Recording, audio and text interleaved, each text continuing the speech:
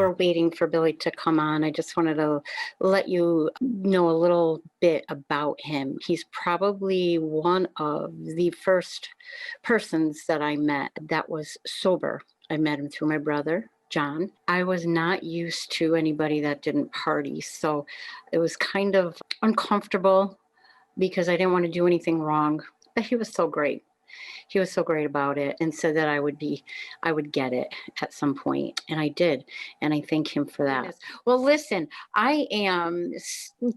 thank you so much for doing this. Yeah, thank you so much for doing this. So it's so crazy because you were probably one of the first sober people that I ever met in my life.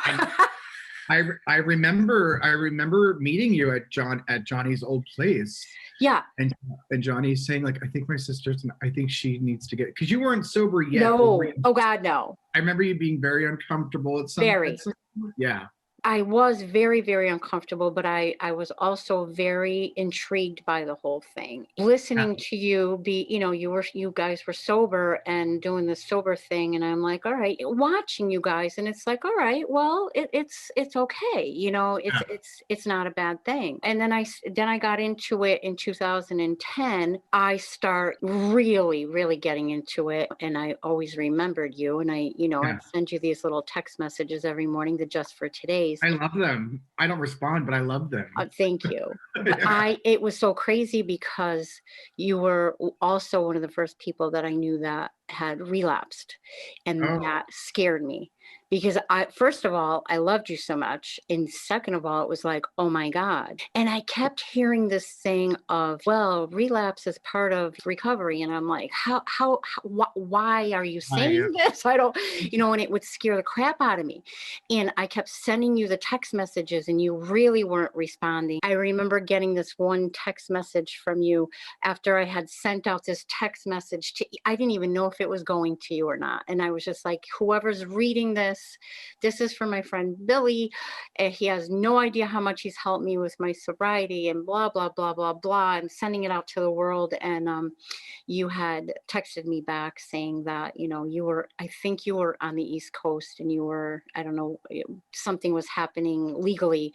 And you said, I did get your text message and these things have been helping me. And I was like, oh. And I just love you. So why don't you share a little bit of, your story with us? Yeah. I mean, where do I begin? I've been coming in and out of the program. The first time I came into the program was when I was 16, actually. I got arrested and I don't really share about this at meetings ever. Like the first time I was arrested was because I got caught selling cocaine to my sister, which is crazy. Yeah. Like at a young age, I was just hanging out with drug dealers, and this guy, we'll call him Santo, he was being observed by the FBI. He was being watched by the FBI. And my sister liked to party. Like, she doesn't have this disease, which is great for her. But she had called me and she was like, oh, I need stuff from Santo. And I was at his house and I was like, okay, cool. So I'll bring it out to you. And I brought it out to her. And at that moment, the FBI was like observing and they recorded it. And so like a month later, I'm like 16, getting ready to sneak out of my house. It's like a Wednesday night. I remember this like it was yesterday. It was like a Wednesday night. And I'm like in the bathroom, shaving my eyebrows off, getting ready to go to Limelight. And there's a knock at the door. And I go downstairs and it's like 11 o'clock. I look out the peephole and I see like 10 FBI agents. Holy crap. So they were there to basically arrest me and my sister. And so anyway, I know my mother thought it was like our Chinese food, which is like the horrible part. So I'm like in handcuffs. My mother is like hitting me. The cops are there. Mind you, like they're going through my stuff. I have gay porn. So like now it's out that I'm out. Oh. And God. So then I got shipped to a treatment center in Pennsylvania. And that was like my first experience with AA, because they introduced me to AA, but it was so much like back then it was like a jail sentence, because I wasn't like, I was gay. I I was going to these meetings that were very super, heteronormative, and I couldn't find anybody I can identify with. So the Mhm. idea of sobriety at a really young age was like the world as you know it is over. Mhm. The lifestyle that you choose to be around, which is gay, which was like a huge party. That's what I thought being gay meant. I thought it meant going out to bars and doing drugs and having Okay. sex. Yeah. So, and that was like my experience at it and I carried that with me for a long time. I carried that like AA means like you're giving up your fun life and you're now Mm. Yeah. this is what you have to do. Yeah. It wasn't until like I was introduced to AA out here that I began to have a new experience. And and unfortunately, like they say, like it's a daily reprieve. Like you can get this gift of recovery, but you have to, and that's what I tell my sponsees, like you have to do something on a daily Yeah. basis to keep this gift that you have. And that's been my Absolutely. experience. Like I get this gift, I get myself in a lot of trouble, and I get this gift of recovery and I piss it away. Yeah. And I don't keep it. And I don't, I never, it wasn't until this last go around where I actually like shut the fuck up. Sorry, can I curse on here? Yeah. Yeah, that's Sorry. okay. It's crazy because like I've been in this program for like 20 years, almost 20 years, and I never opened a big book. Okay. I would do steps 1, 2, and 3, but like where it was time to like do the real work. Yeah. Never did a 4th step, never made amends, never did any of that. And I wasn't until this last time that I actually like dove into the work, and I just had no idea of what sobriety was supposed to look like. It Yep. wasn't like Billy's big return or Billy's out of jail again and he's ready to like be friends with everyone. And Yeah. truth of the matter is, like a lot of my friendships, which was really what I needed, they were like, great, you're sober again, but let's like you work on you and Okay. hit us up when you've done some work. And I needed Okay. that. All Yeah. right. I like Sorry, that. I just went off on a tangent. No, Oh, no, no, that is okay. No, but it's true. It's like, when I first got sober myself, it was like, all right, I'm sober. So everybody, it should be all good now. The yeah, little bird's chirping on my shoulder, and why isn't everybody, talking to me still? There was yeah, work to do, and it's not just stopping drinking. yeah. But then there's work, and I don't like to do work. Who wants No, to do that? Oh God, no, just isn't another thing. yeah, isn't just like not doing drugs the work? That's what I Yes, thought. That's what I thought the yes, work was. yes. Not So I'm picking up. not doing it, and I'm not drinking, and I'm not doing drugs anymore. So what the hell else do you want from me? Yeah. And yeah. So when you relapsed, you scared the shit out of me, Bill. Sorry. No, it's only because I love you, And like I Yeah. said, I just kept hearing this thing. Well, it's part of recovery, and I've heard something more recently that I love this even more. It's not part of, to me. I don't feel like it's part of recovery. I think it's part of the addiction, you know. Sure. Yeah. And I like that saying much more. And you do have to work at it. And so, what was missing, and what happened at that point that you went back out again? I always thought, and I don't know where this kind of like, I feel like when we're kids, we get these kind of like these things that are these ideas that are in our mind that we think are true. I forget the term that I'm trying to use. And for some reason, for me, I always thought that as long as you have a partner, everything is everything is good. Yeah. So sobriety for me meant I get 30 days, I get 60 days, and I get 90 days, and then God presents this partner to me. Hmm. And then like that's my reward of recovery. Okay. And then the work stops. And historically, every time that I've relapsed, it's because I get into a relationship and the work on me, the minimal work that I had already have done just stops, and I go into this relationship with a lot of really bad ideas about what relationships are. Okay. And that's usually the cause of my relapse. Yeah, for you these. stop working on you and you're dealing with this new relationship, and and new relationships are always great in the beginning, but then Yeah, again there's work to do after that. And who wants to do the work? sure, Again, sure. But even like, I remember this one person that I was dating in New York, and we started, and that New York guy was a huge relapse that got me in a lot of trouble. And I remember, like, as we were dating and we were doing long distance, and like he was supposed to come to the house that John lived in. John had already moved out, and like he just vanished, and then he like resurfaced 2 days later and was like, oh, I did meth by accident, and like I was just. By And accident. yeah, totally. And you would think that with like a year or so of sobriety, I would be like, oh, like, okay, well, this is off. But like when I don't do work on myself and I'm not living really honestly, like somebody doing meth, like I was like, okay, that's fine. Like we can fix this. Just come to LA and let's fix this. Yeah, you could fix it. Totally. Yeah. I'm definitely the guy to do that.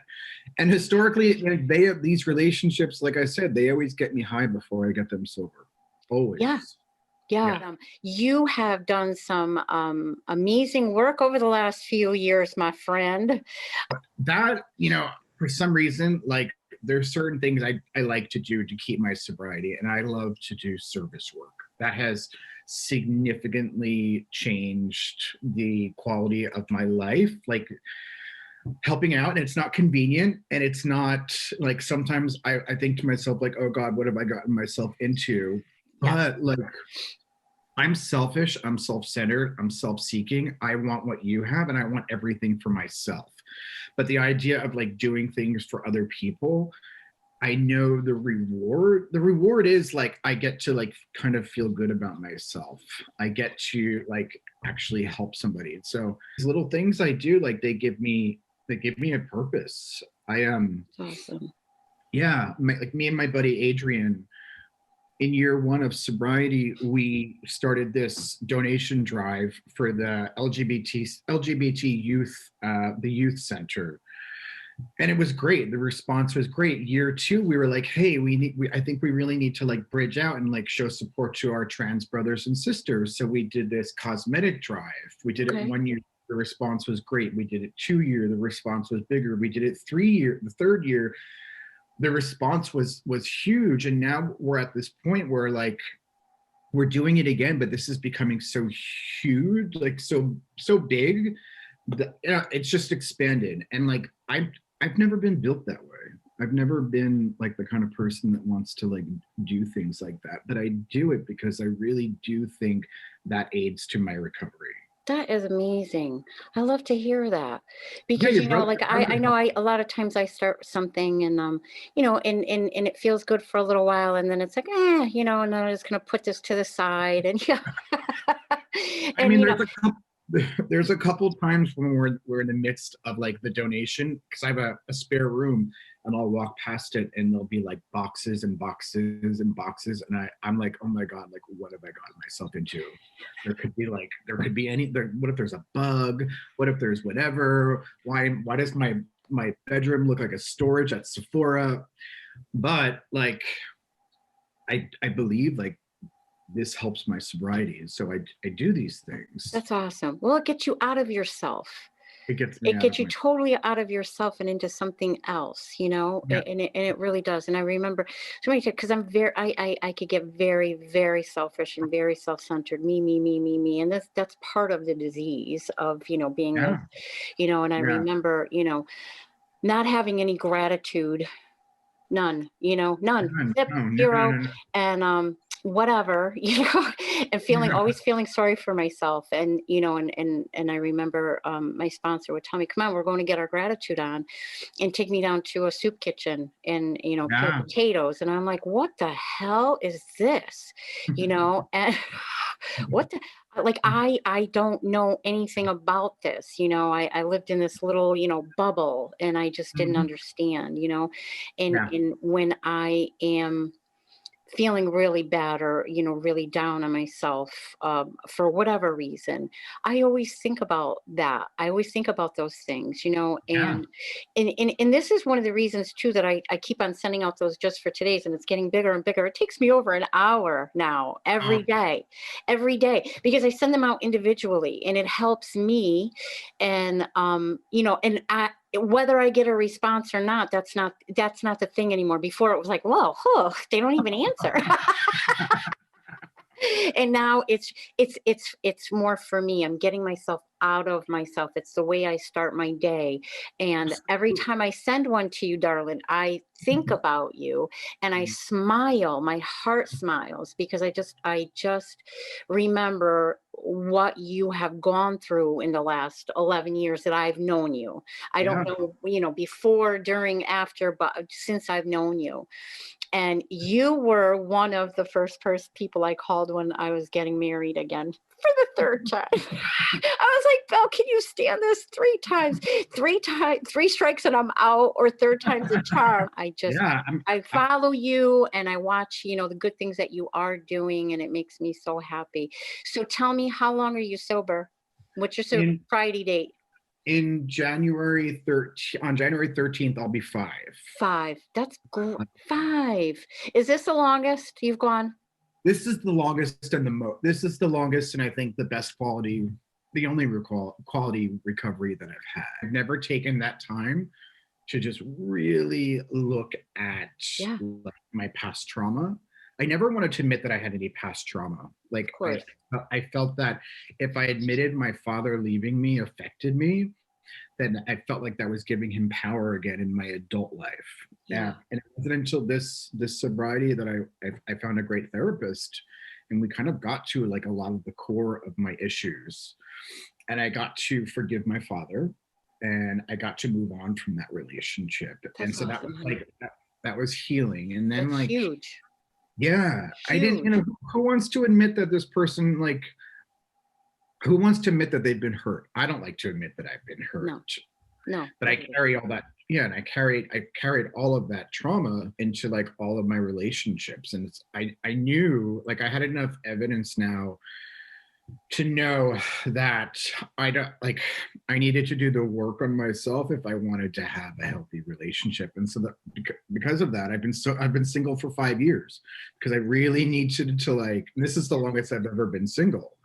I really needed to continue doing the work. I had really fucked up ideas of what relationships were meant to be.